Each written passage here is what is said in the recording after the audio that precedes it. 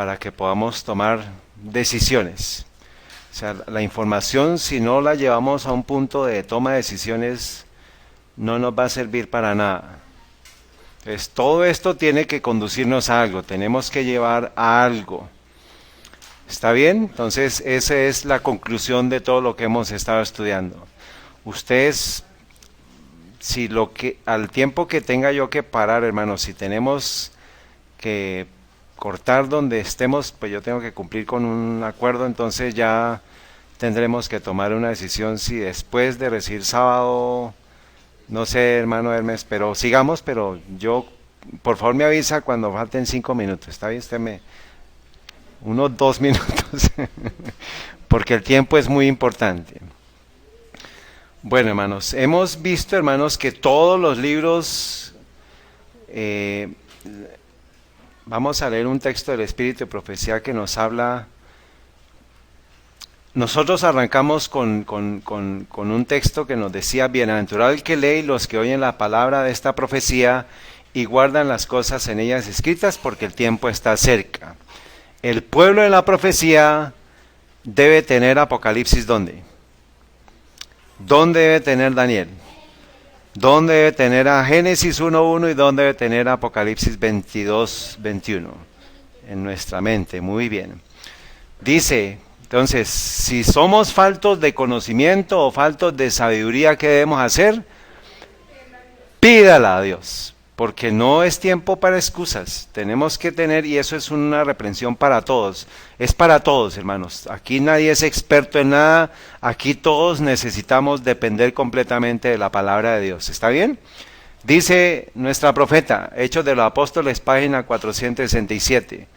Nadie piense que al no poder explicar el significado de cada símbolo del Apocalipsis, es inútil seguir escudriñando el libro en un esfuerzo de conocer el significado de la verdad que contiene.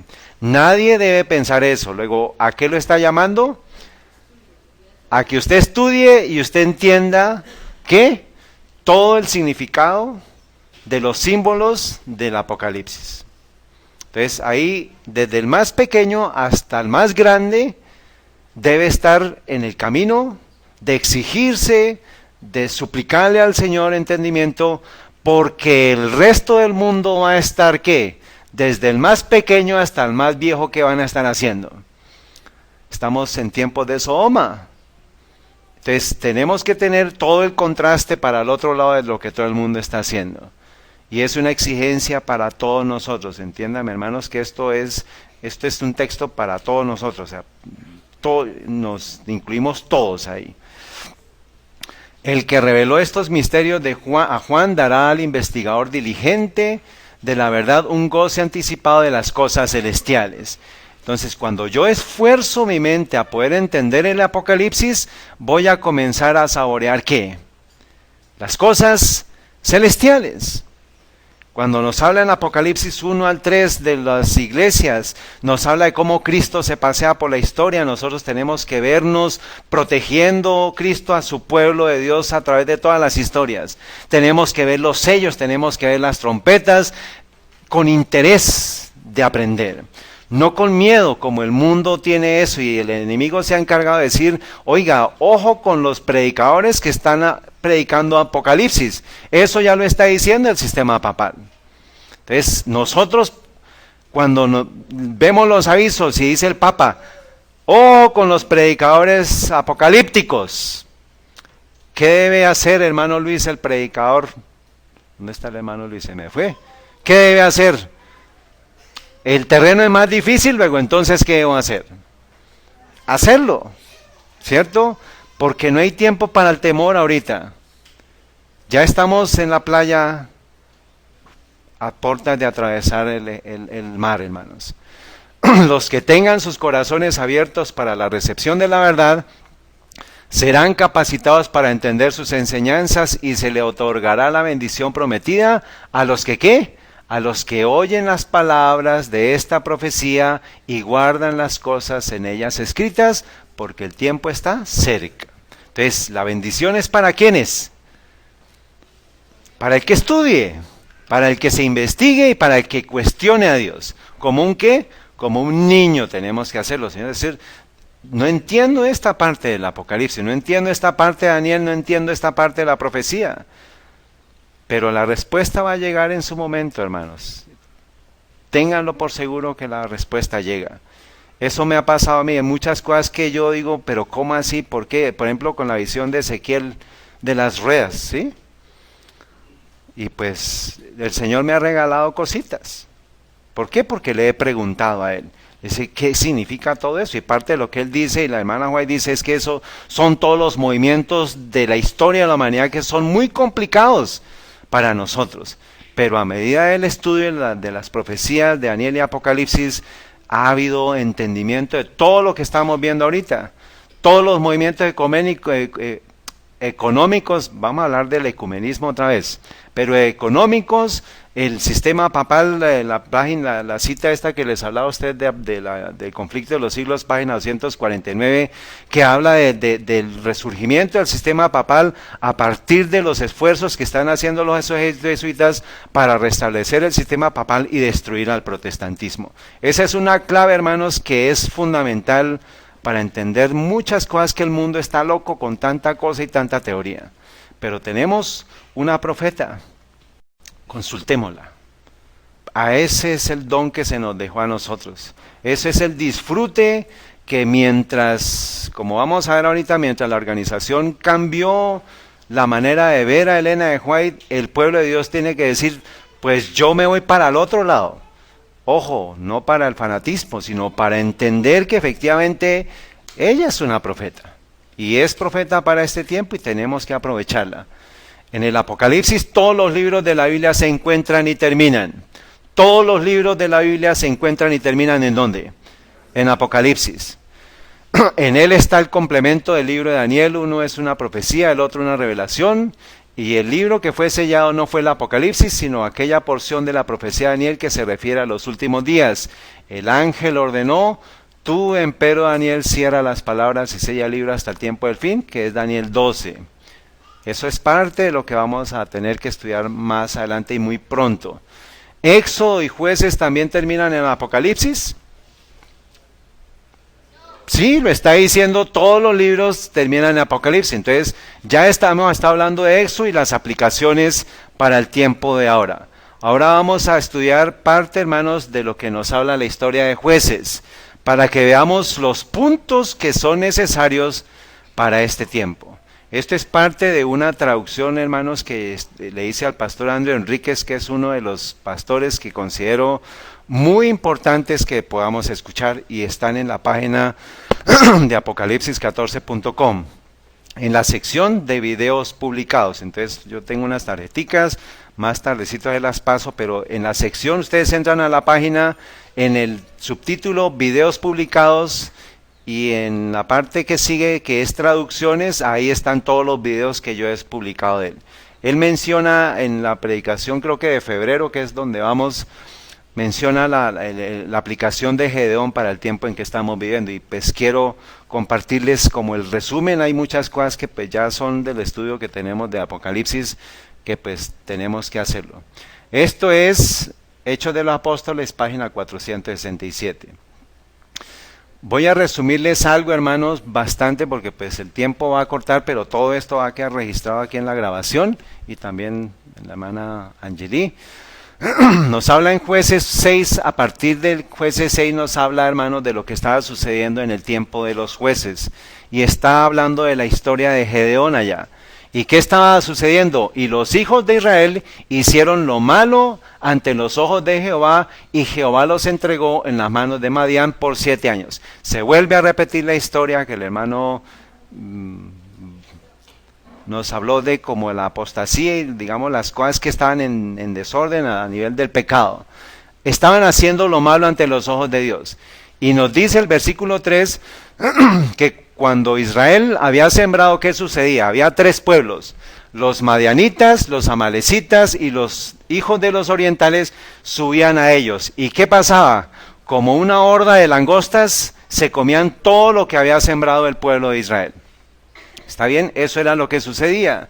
Y en el relato vemos más adelante, en el versículo 7, y aconteció cuando los hijos de Israel clamaron a Jehová por eso que estaba sucediendo a causa de los madianitas. ¿Qué sucedió? Jehová envió un profeta a los hijos de Israel, el cual les dijo: así dice Jehová Dios de Israel, yo os hice salir de Egipto y os saqué de la casa de servidumbre. ¿Qué fue lo que les envió el profeta? ¿Qué estaba haciendo? Recordándoles qué. ¿De dónde los había sacado? Estaban ellos clamando y padeciendo y diciendo: Señor, mira la aflicción de los quienes, de los madianitas, los amalecitas y los orientales. ¿Y se les había olvidado qué? Toda la historia de cómo ellos habían llegado ahí. Cómo ellos vencieron a los de Jericó, cómo pasaron el mar, el Jordán, y antes de eso el pase del Mar Rojo y todas las plagas, todo lo estaban olvidando. ¿Y estaban qué? Quejándose otra vez. ¿Qué problema con la memoria, hermanos? Que no estamos recordando la palabra de Dios a pesar de todas las evidencias que estamos viendo alrededor nuestro. Acuérdense de cómo Dios les dijo diariamente: yo voy a estar con ustedes. La luz, la nube de día y el cerco de fuego en la noche era un recordatorio diario. Ahora les pregunto, ¿cuántas veces ustedes han dejado de tener la experiencia de la protección de Dios en un día? Siempre está la protección. ¿O es que no creen en sus oraciones? Más adelante vamos a ver de cuántos peligros el Señor nos ha librado por oraciones que hayamos hecho o personas que están orando por nosotros. Entonces, esa es la protección de Dios. No se nos olvide, hermanos, porque tenemos una mente muy débil. Porque se nos olvida. Todo se puede olvidar, menos que las promesas de Dios. Olvidemos incluso el día del cumpleaños de la esposa. Pero no olvidemos las palabras de las promesas. Pero como yo pido la bendición de Dios, entonces el Señor me va a recordar el día del cumpleaños de mi esposa. Tenemos que buscar primero qué. Y después todo va a venir por añadidura. Dice: yo os libré de la mano de los egipcios, de todos los que os afligieron y los cuales eché delante de vosotros, y os dije: yo soy Jehová vuestro Dios, no temáis. ¿No qué? No temáis. O sea que estaban en qué? En pecado, y por eso vino el qué? El miedo. Esa es una constante que vemos siempre, hermanos, en toda la experiencia nuestra. Dice: en cuya tierra habitáis, mas no habéis obedecido a mi voz. Entonces, por no haber obedecido la voz de Dios, entraron en qué? En pánico y en miedo. Pero el pueblo de Dios necesita tener confianza en las promesas de Dios para no tener miedo, porque va a dejar de pecar. O sea, esa es la experiencia de la conexión personal. Nos hablaban esta mañana de sentir a Jehová al lado nuestro, para pues evitar entrar en miedos. Y vino el ángel de Jehová. Entonces vino el ángel de Jehová y se sentó debajo de un alcornoque, del alcornoque que está en Ofra, el cual era de Joás, Abieserita, y su hijo Gedeón estaba sacudiendo el trigo en el lagar para esconderlo de los madianitas. Lección para el pueblo de Dios: mientras la tierra está en hambre, ¿qué está sucediendo con el verdadero Hijo de Dios? Está teniendo provisión. Escondidas, porque sabe que no hay que comer en la tierra. Por favor, aplíquenlo para hoy. ¿Y por qué, hermano, lo estaba haciendo en el lagar? Porque en esa época no era, lo dice la hermana White, no era el tiempo de ¿qué? De uvas. Luego no lo iban a buscar allá. Pista para el pueblo de Dios: tenemos que ser astutos y cautos. Pero eso es lo que nos está diciendo. ¿Quién fue ese profeta? No lo sabemos. ¿Qué hizo este profeta? Recordarles quiénes eran y de dónde venían y qué tenían que hacer. Entonces hay tres enemigos: madianitas, amalecitas y los hijos de los orientales. Génesis 37, 36 nos habla de dónde venían los madianitas. Fueron los que vendieron ¿a quién? A José allá a Potifar. Números 25, 17 nos dice que los madianitas, Dios le da la instrucción: hostilizaréis a los madianitas y los heriréis, por cuanto ellos os afligieron vosotros con sus ardides. Entonces son las estrategias del enemigo, las ardides del enemigo que los mantenían a ellos en el conflicto con los madianitas, con que nos han engañado en el asunto de Peor. ¿Se acuerdan de Baal Peor? Y en el asunto de Casbi, hija de príncipe de Madián, su hermana, la cual fue muerta el día de la mortandad por causa de Peor. Dice la palabra de la hermana White, Patriarcas y Profetas, página 530. Los amalecitas que habitaban al sur de Canaán, así como también los madianitas, seguían siendo enemigos implacables de Israel. Aquella nación había sido casi destruida y la mano protectora de Dios se había retirado de Israel. Los feroces y salvajes habitantes del desierto invadían la tierra con sus rebaños y manadas en grande multitud como langosta, como plaga devoradora. Se desparramaban por toda la tierra, desde el río Jordán hasta las llanuras filisteas, y llegaban tan pronto como las cosechas principiaban a madurar, y permanecían allí hasta que se habían recogido los últimos frutos de la tierra. Eran una plaga. Los israelitas vivían en el campo. Dice que durante 7 años continuó esta opresión, y entonces, como el pueblo en su angustia prestó oído a los reproches del Señor, ¿a cuáles reproches? A los que el profeta les había dicho, ¿sí? Y confesó sus pecados, Dios nuevamente suscitó un hombre que le ayudara. Era Gedeón, hijo de Joás, de la tribu de Manasés, y esa familia no desempeñaba ningún cargo destacado, pero la casa de Joás se distinguía por su valor y su integridad. Entonces, no quiere Dios títulos, sino quiere es que valor e integridad. Esos son los principios que el pueblo de Dios tiene que estar procurando sembrar, esforzándose a cultivar en su ser. Valor e integridad.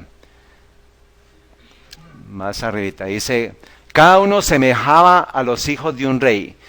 Cayeron todos víctimas de las luchas contra los madianitas, menos uno cayó, cuyo nombre llegó a ser temido por los invasores. ¿Era quién? Gedeón. Mientras Gedeón trataba en secreto y en silencio, pensaba con tristeza en la condición de Israel. O sea que él estaba en la actitud de la confesión por los pecados de su pueblo. Pero estaba diciendo: ¿cómo yo hago para... ¿Cómo nos liberamos de este yugo? ¿Sí? Para sacudir el yugo del opresor de su pueblo. Entonces, primer punto, por favor escriban. Primer punto que debe darse en el pueblo de Dios: arrepentimiento y confesión por hacer lo malo ante los ojos de Jehová y por lo malo que se está haciendo en otras partes, en el resto del mundo, en el mundo adventista, donde nosotros conozcamos. Lo primero que tiene que haber es un arrepentimiento y una confesión por los pecados que se están dando en la iglesia, por los pecados que se están viviendo, que estamos viviendo nosotros. El hermano Hermes también nos mencionó esa actitud que debemos tener.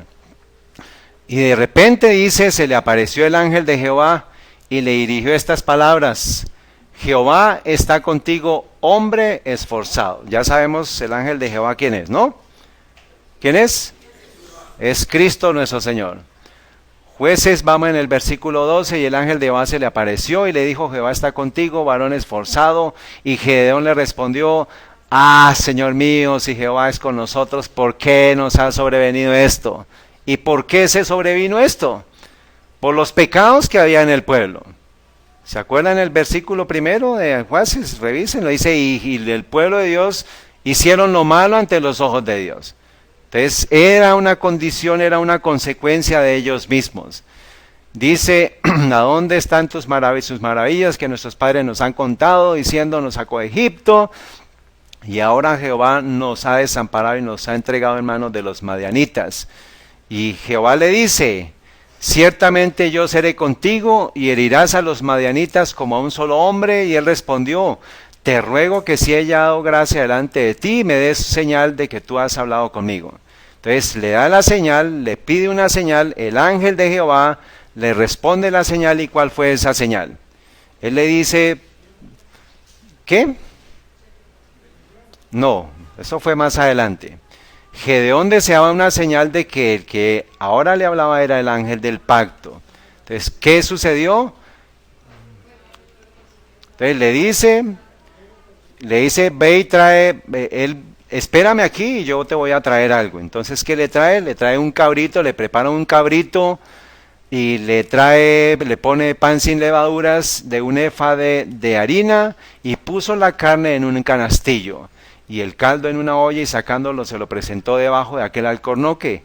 Y el ángel de Dios le dijo, toma la carne y los panes y la levadura. ¿Y qué sucedió? Subió fuego de la piedra y se consumió la ofrenda. Si nos hablan de cabro, nos hablan de pan sin levadura, nos hablan de al fuego del altar, ¿de qué nos está hablando? De adoración. Entonces, estamos hablando de la adoración que estaba dándose en ese momento, que era lo que el ángel de Jehová estaba viniendo otra vez a decirle a Gedeón, necesitamos ¿qué? Rehacer de nuevo ¿qué? La verdadera adoración. Entonces tenemos aquí una representación de lo que es aquí el ángel de Jehová, con aquí la fuego y la piedra. Esa fue la primera señal que Dios le dio a Gedeón. ¿Cuál? El consumirse la ofrenda, ¿sí? Y después de eso le dice, Jehová le dijo, pasa a ti, no tengas temor, no, ¿qué? No morirás. O sea, él sabía que el hecho de estar en una situación rodeado de los madianitas, rodeado de los amalecitas y diciéndole, mire, ¿quién nos va a liberar? Y Dios le dijo, lo voy a comisionar a usted para que libere. ¿Qué le generó a él? Otra vez el miedo. Le generó el miedo. Pero le dice, no tengas temor, no morirás. Segunda señal. Escriban por favor eso también para que lo tengan en cuenta en sus estudios. Claro que va a quedar aquí. Dirigiéndose apresuradamente, preparó con sus escasas provisiones el cabrito, y pues dice que llegó la llama, y pues brotó y consumió el sacrificio, y luego el ángel de Jehová desaparece. Edificó allí Gedeón un altar a Jehová, el que llamó Jehová Salom.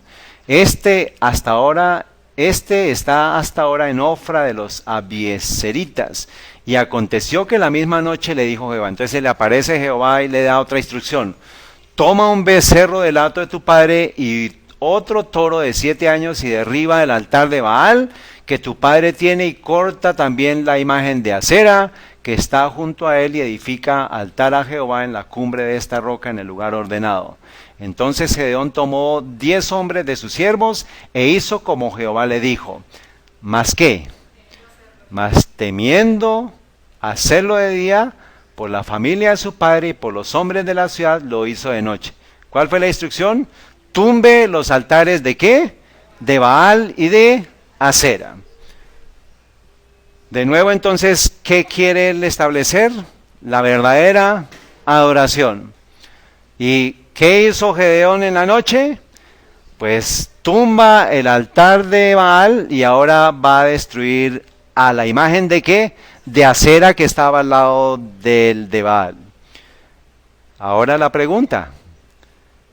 ¿Cuál pregunta creen que vamos a hacer? ¿Qué significa qué, hermano? Está en la mitad. ¿Qué significan esos dioses? Muy bien. Segunda de Reyes 23:5 al 7 nos da la respuesta. ¿Qué dice? Y quitó, está hablando de Josías en el tiempo en el cual él estaba haciendo la gran reforma, y ahora nosotros, creyendo con lo que se nos ha hecho de la reforma y reavivamiento, pues resulta que llevamos ¿cuántos años?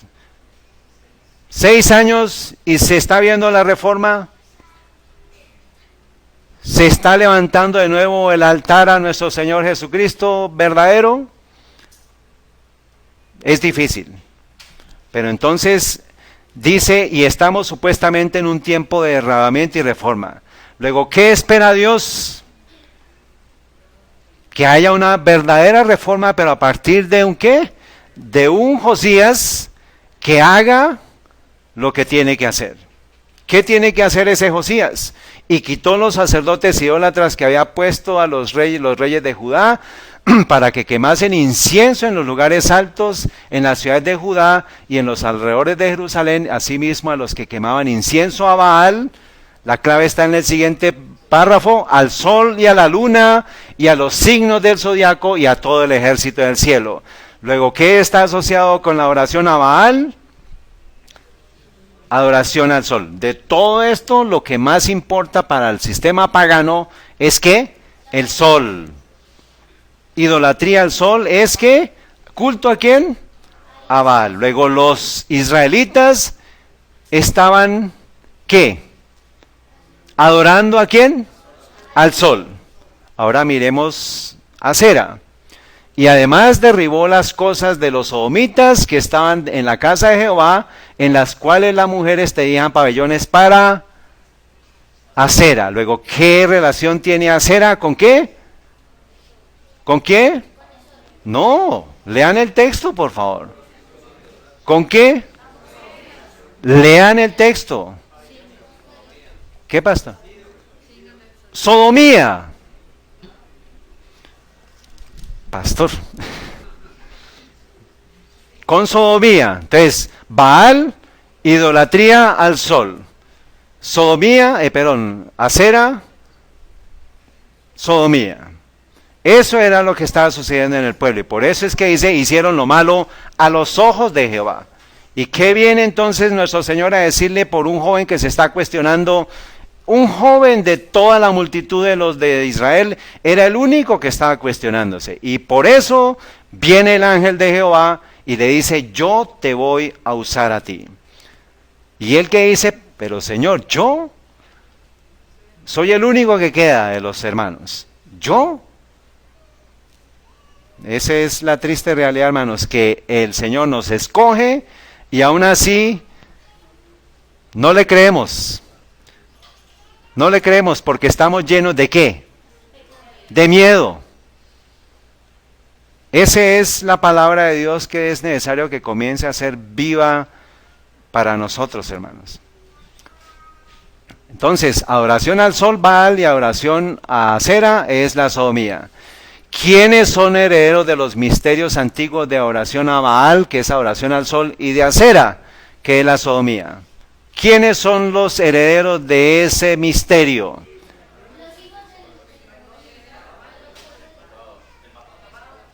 El sistema papal. Vamos a mirarlo con textos de la historia y contexto, hermanos. Esto hace parte de, esto lo van a encontrar ustedes en los estudios de Daniel y Apocalipsis. Dice Apocalipsis 17:5. Y en su frente un nombre escrito, ¿qué? Misterio. ¿Alguien se ha puesto en la tarea de preguntarse qué es misterio? ¿O por qué dice la palabra de Dios misterio? Sabemos Babilonia la Grande, sabemos la madre de las rameras y de las abominaciones, eso lo estuvimos estudiando. Pero el misterio es un misterio. Pero, ¿qué tenemos que hacer? ¿Usar qué? La Biblia, la historia y el espíritu de profecía para saber, personas que hayan estudiado esto. Después del diluvio, hermanos, ¿quiénes continuaron la simiente de la serpiente? ¿Qué simiente fue la que continuó la simiente de Satanás? Cam fue el que continuó y dice que Cam, los hijos de Cam fueron estos, y después llegó al tiempo de Nimrod, y Nimrod construyó a Babel, y pues esa es la torre de Babel. Aquí encontramos a Ur de los Caldeos, de donde fue llamado Abraham, y pues él pasó por Babilonia y salió allá en la región que le mostró nuestro Señor. Entonces aquí sigamos. Este es un texto, hermanos, tomado del libro Las dos Babilonias de Alexander Hislop. Dice, los misterios caldeos, o sea, de Babilonia, pueden rastrearse hasta los días de ¿quién? De Semiramis, quien vivió unos pocos siglos después del diluvio.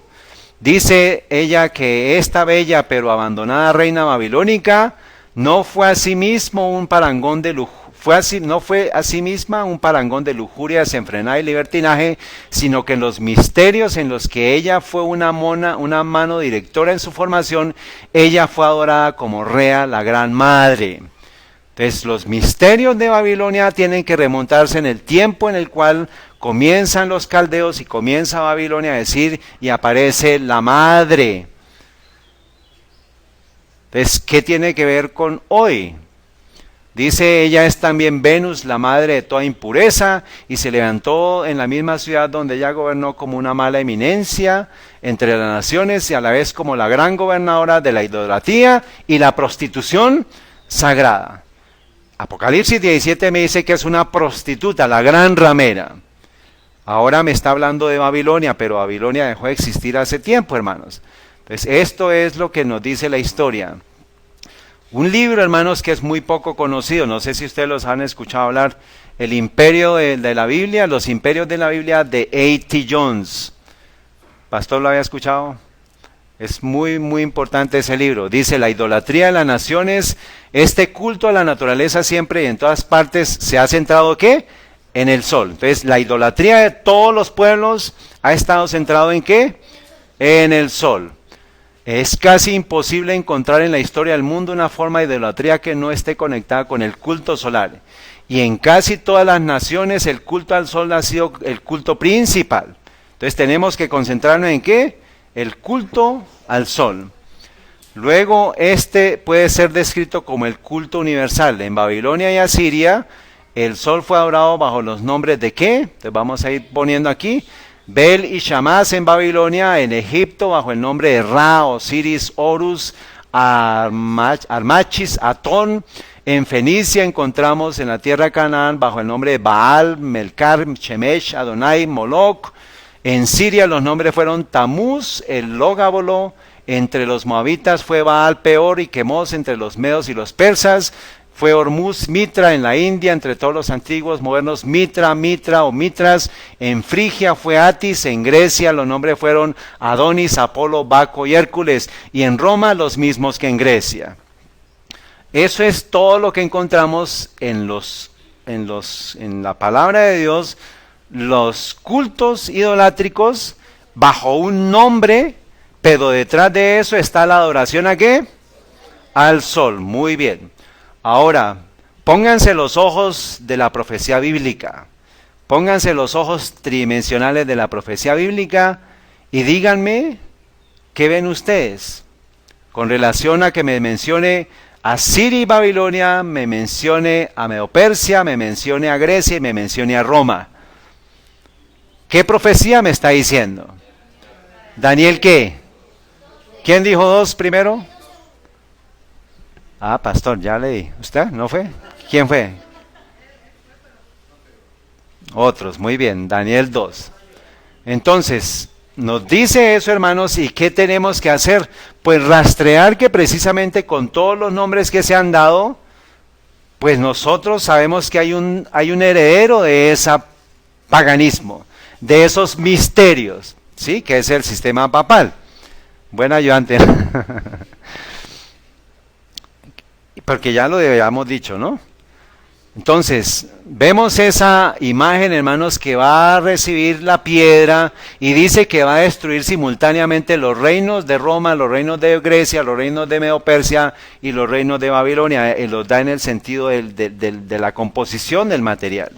Los da en orden. O sea, cuando venga Cristo va a acabar con todo esto. ¿Pero por qué? Porque ha sido una secuencia que se ha dado. Entonces, Babilonia le entrega todo el paganismo a Medo-Persia, Medo-Persia se lo entrega a Grecia, Grecia a Roma pagana y Roma pagana a Roma papal. ¿Y Roma papal está viva? Claro que sí. Entonces, eso es importante porque la historia de Gedeón nos tiene que ayudar para eso. Cuando se habla de templos, ¿cuál es el tema?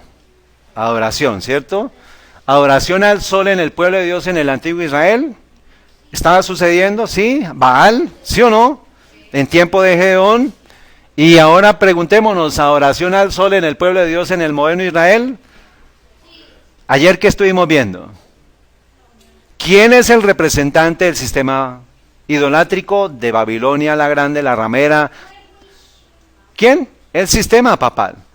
Luego, ¿quién sostiene la adoración al sol? Y ahora, si yo me involucro con ese sistema, ¿qué estoy haciendo? Estoy adorando a Baal. ¿Vemos la conexión?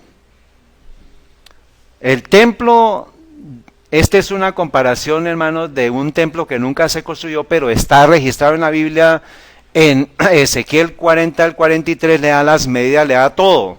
Pero ¿por qué nos da eso? Esta es la comparación, hermanos, del templo que está escrito aquí. Este es un tamaño de un campo de fútbol americano, comparado con el templo de Salomón y comparado con el tabernáculo que se construyó en Israel en el tiempo cuando estuvieron en el desierto. Y este es el templo de héroes, y miren ustedes la magnitud del templo de la visión de Ezequiel. O sea, es grande. Pero ¿qué tiene que ver ese templo con nosotros, hermanos? Entonces voy a ir muy rápido porque pues el tiempo es oro, y para que ustedes lean el capítulo 8 y va a encontrar que el Señor, Ezequiel, ¿en dónde está? Él estaba en cautiverio allá en Babilonia, y nuestro Señor lo lleva ¿a dónde? Al templo de Jerusalén, y le empieza a mostrar cositas. Y le dice, ven y te mostraré lo que está sucediendo con el pueblo, ¿cierto? Y va mostrándole cositas y lo lleva entonces y le dice, ven y te voy a llevar a la parte del norte del atrio, y me llevó en visiones a Jerusalén, a la entrada de la puerta de adentro que mira hacia el norte. Entonces aquí vemos la configuración, esta es la entrada a la puerta del norte. Y dice él entonces que donde estaba la habitación de la imagen del celo, lo que hacía es el aro. O sea, ¿qué había ahí? Había un poste idolátrico de adoración ¿a qué? Al sexo, al falo. Eso es parte de lo que los niños tienen que saber para que los papás les expliquen. Bueno, y más adelante lo sigue llevando, hermanos. Vamos a adelantar hasta que entonces dice, le muestra las abominaciones en las paredes, lo va llevando más adentro y más adentro hasta que llega a un punto en el cual llega al altar, justo donde está el altar del sacrificio, y le dice, lleva aquí tal, y aquí dice, me dijo después, vuélvete aún y verás abominaciones mayores que hacen estos, y me llevó a la entrada de la puerta de la casa de Jehová que está al norte, ¿sí? Esta es la puerta que está al norte, y aquí mujeres que estaban endechando ¿a quién? ¿Y Tamuz qué es? Adoración al sol. Es el mismo Baal con un nombre dado a los babilónicos, por los babilónicos. Entonces, ¿qué estaban haciendo en Israel? Estaban adorando ¿a quién? Al sol.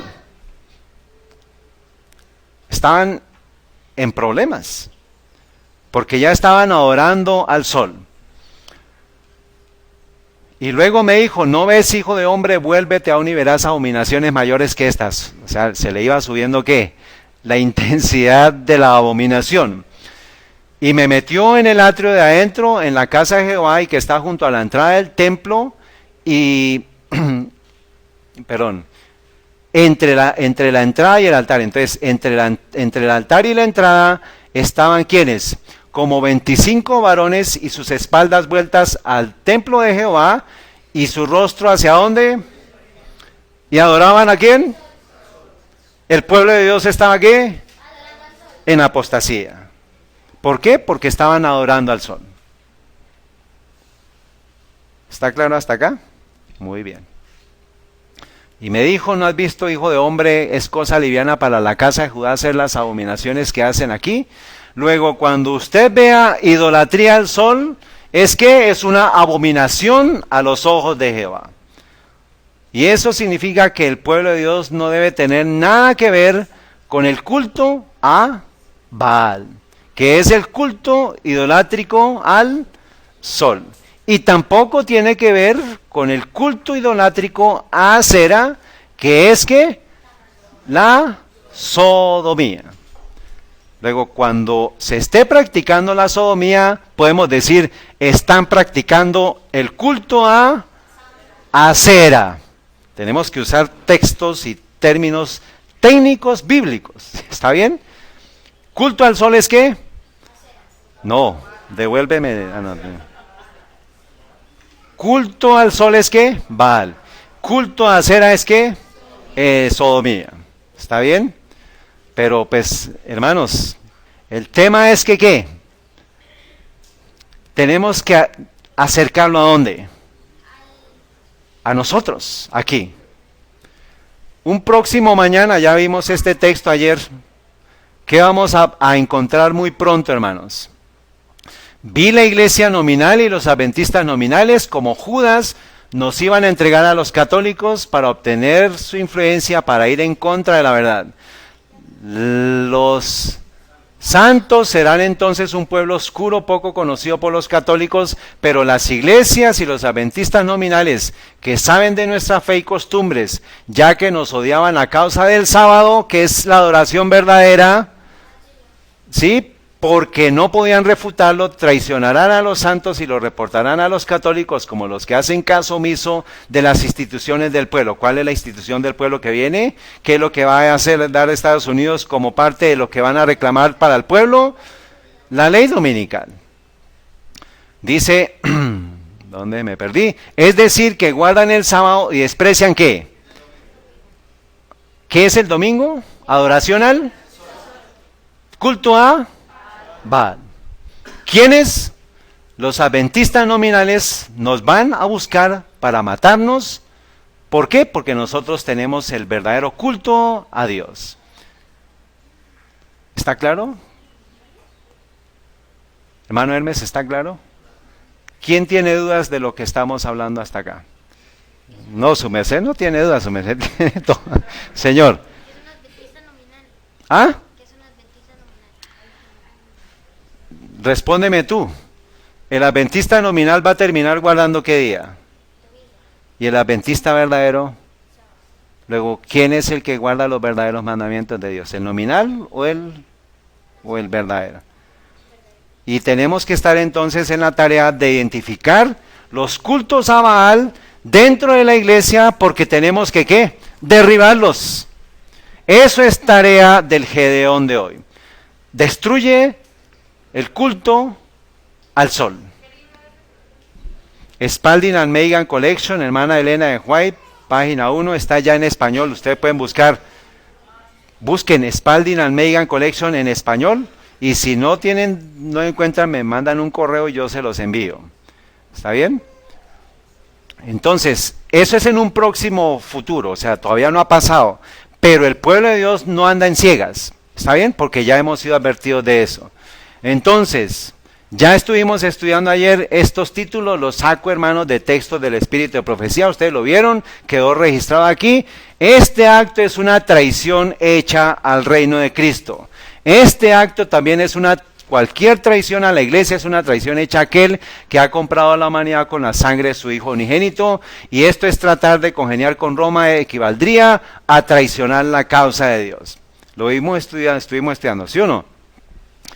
Luego entonces, hermanos, ¿qué representa él? El culto a Baal. La idolatría al sol. Y adivinen entonces qué día es el que quiere poner por ley a nivel mundial. ¿Qué es culto a? Culto a Baal. Muy bien. Hemos de dar a la gente las advertencias contenidas en el Apocalipsis. Sin embargo, muchos trabajadores están comprometidos. ¿Quiénes? En una línea de trabajo que los está descalificando para predicar la palabra y hacer la misma obra que Dios les ha señalado para hacer. La verdad en lo que respecta al sábado, que debería hacer este señor, ha de ser proclamado. El séptimo día es para demostrar que es el sello del Dios vivo. A las personas debe mostrarse lo que pueden esperar del poder papal. Y ha llegado el momento cuando las iglesias protestantes están llegando a estrechar la mano ¿con quién? Este es el mensaje que Satanás habrá de silenciar. Luego, ¿cuál es la tarea del pueblo de Dios? Clama a voz en cuello y denuncia a mi pueblo su rebelión. ¿Cuál rebelión? Que estamos en idolatría, ¿a qué? A Baal, al sol. ¿Por qué? Porque él es el representante de los misterios de Babilonia la grande, la gran ramera. ¿Está claro? Muy bien. Ya eso lo vimos. Entonces, ¿cuál es el segundo punto? Destruir los altares idolátricos en mi vida, en mi casa, en la iglesia. ¿A quiénes? A Baal y a Acera. Cero adoración al sol.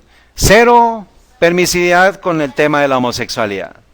¿Por qué? Porque eso es una abominación a los ojos de Jehová. El pueblo de Dios necesita hablar claramente eso, hermanos. Eso es lo que el Señor está pidiendo. Primero, que usted confiese sus pecados. El segundo punto es que usted destruya los altares idolátricos que hay. ¿En dónde?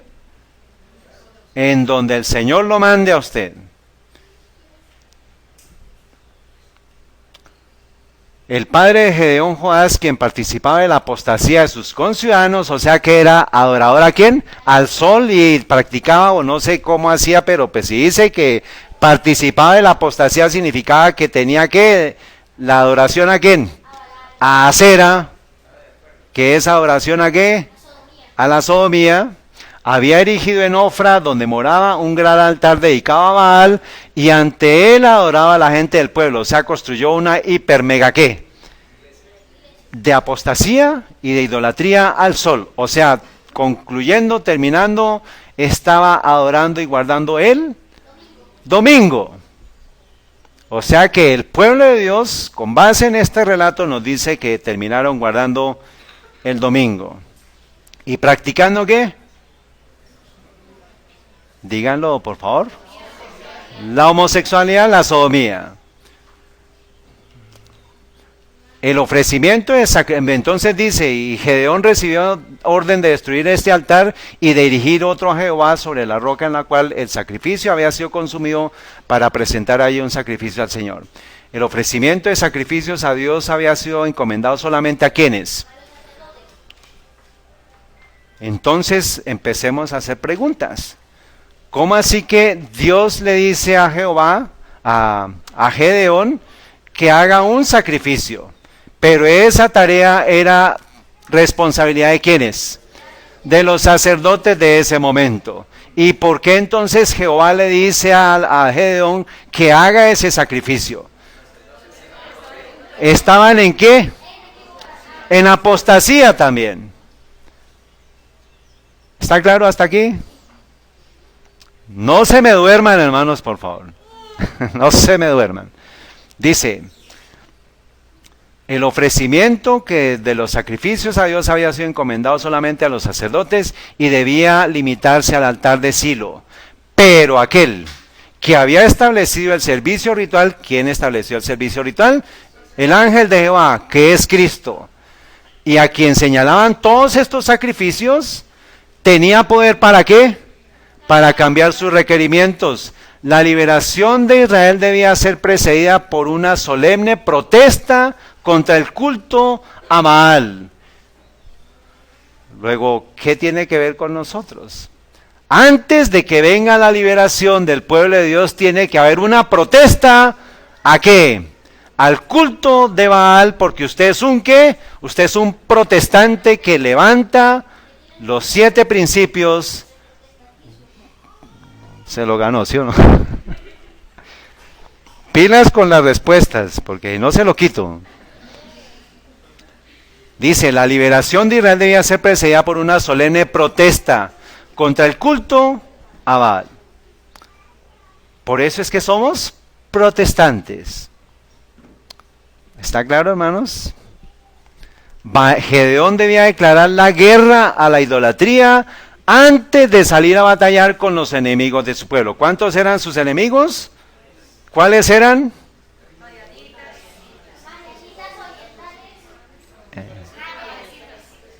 Hermano, coja y reparta, muy bien. Entonces, ¿por qué es tan importante ese texto para nosotros? Porque antes de la liberación final, el pueblo debe convertirse en un pueblo protestante que denuncie la idolatría a Baal, al sol, a la veneración al sol, al domingo como día de guardar.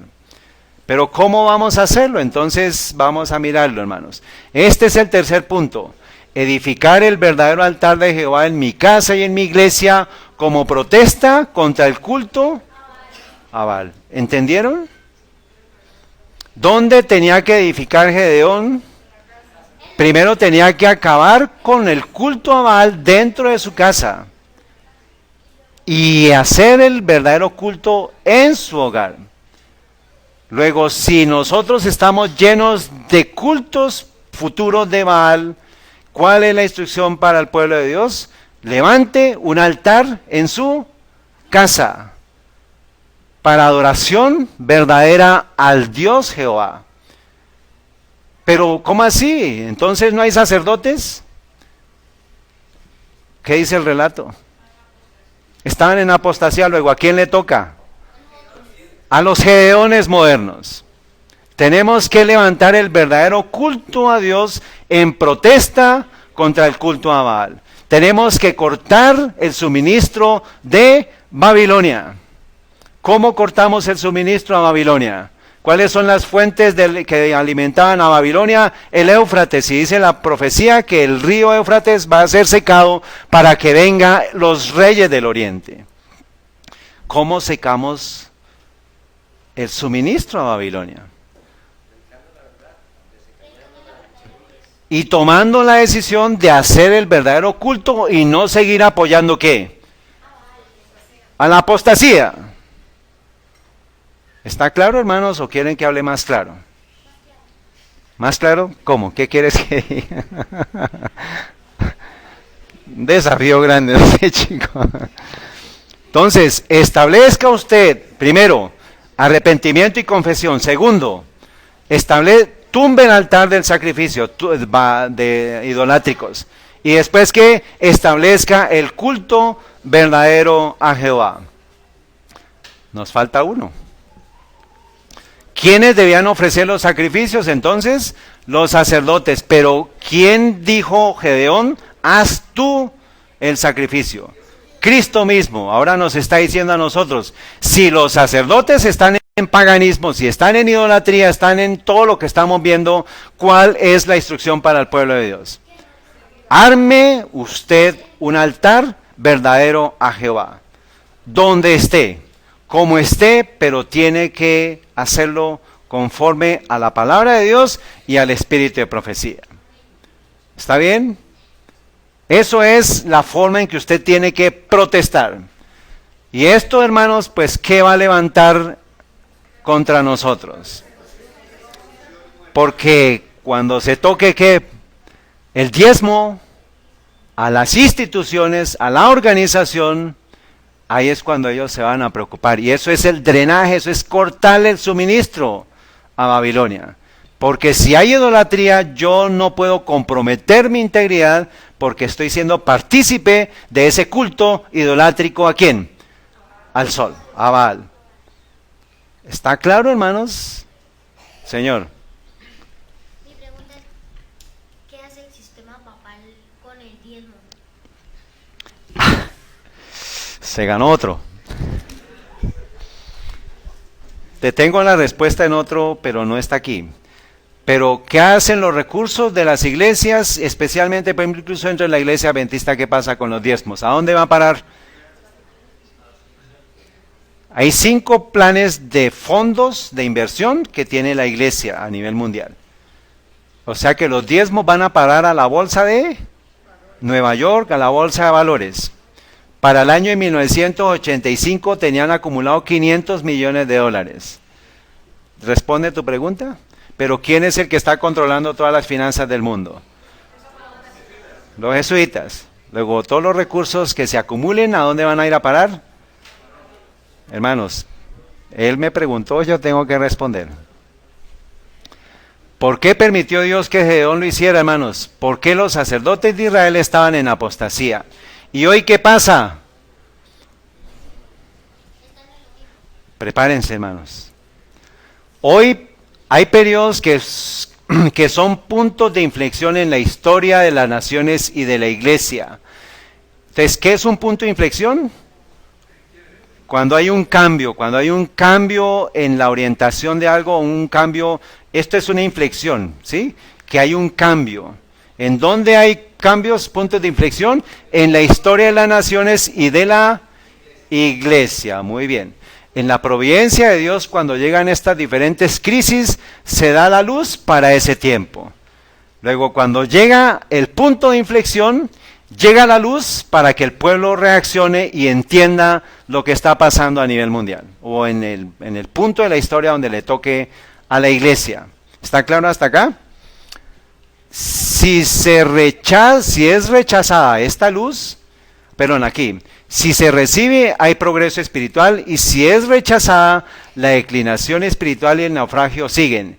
El Señor en su palabra ha abierto la obra agresiva del Evangelio, como esta ha sido llevada a cabo en el pasado. ¿Qué nos decía el hermano Luis? Lo mismo que se da en el tiempo de los apóstoles es todo lo que se ha dado en el tiempo de la Reforma. Llegamos a 1844 y estamos a puertas de la venida de nuestro Señor Jesucristo, y tenemos que seguir esos patrones proféticos. Incluso en el conflicto de cierre, cuando las agencias satánicas realizarán su último movimiento maravilloso. ¿Cuál es ese conflicto? La ley dominical. A partir de estas palabras entendemos que las fuerzas están ahora en el trabajo que dará comienzo al último gran conflicto entre el bien y el mal, entre Satanás, el príncipe de las tinieblas, y Cristo, el príncipe de la vida. Pero el triunfo venidero para los hombres que aman y temen a Dios es tan seguro como que su trono está establecido en los cielos. ¿Qué se nos espera, hermano? ¿Cuál es la promesa? El triunfo. Y es tan seguro el triunfo como hay un trono de Dios en el cielo, y ese que rige en el cielo está sentado en ese trono, y asimismo estamos nosotros llamados, hermanos, a tener seguridad que el tiempo de la batalla viene, pero ¿qué se nos garantiza? La victoria. Entonces, puntos de inflexión, se da la crisis, viene la luz, el evangelismo agresivo, y estamos preparados para el último gran conflicto. Este es un resumen de lo que encontramos aquí en este texto. Ahora, ejemplos de puntos de inflexión en la historia, por ejemplo. Denme un punto de inflexión en la historia que tenga que ver con los sismos. Por ejemplo, ateísmo, secularismo, humanismo. ¿Cuándo se dio eso en la historia? Capítulo 11 de Apocalipsis. ¿De qué habla? ¿Qué dijimos? Revolución Francesa. Eso fue un punto, hermanos, de inflexión. ¿Se me acabaron? Ah, no, aquí tenemos más. Señor.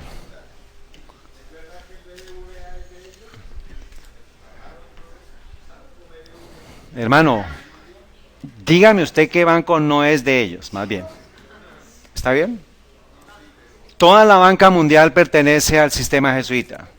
Por eso es que la Biblia nos dice que se iban a encargar de adueñarse los tesoros y las riquezas de todo para consagrarlos a la destrucción del protestantismo y al restablecimiento de la supremacía papal. Entonces, por ahora estamos siendo protegidos.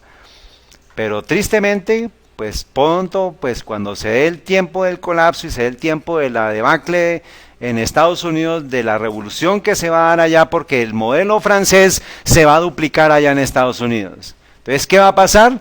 ¿Quién maneja todo el sistema de la web, el sistema de internet, el sistema de la banca mundial? Estados Unidos, porque es la que fundó el internet, estableció todas las redes, y Estados Unidos maneja todo eso. Pero esa tierra, ¿de quién ya es? De los jesuitas. Entonces simplemente estamos siendo protegidos, se está extendiendo el tiempo, pero ya todo eso es parte del control que ellos tienen.